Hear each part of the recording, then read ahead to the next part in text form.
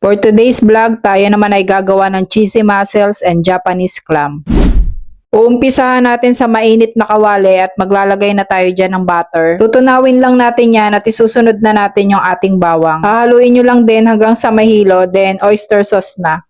Haluin nyo lang din at lalagyan na natin yan ng pampalasa. Ihuhulog na din natin dyan yung ating mussels at Japanese clam. Okay lang din kung purong mussels yung ilalagay nyo dyan. Haluin nyo lang din mabuti hanggang sa maging even na yung sauce, then tatakpan na natin yan. So after nga ng ilang minuto, luto na yung ating tahong. Next, lalagyan na natin siya ng honey pang balanse lang. Mas trip ko talagang inilalagay itong honey pang balanse ng lasa. Tatakpan lang din natin yan hanggang sa medyo matuyo na siya. Pagka ganyan na nga yung texture, okay na yan mga ante. Sunod naman nating ilalagay dyan yung ating keso. The more na mas maraming keso, mas masarap. So maglalagay pa nga tayo dyan. Naglagay nga din ako dyan mga ante ng cheddar cheese. Tatakpan lang natin yan at lulutuin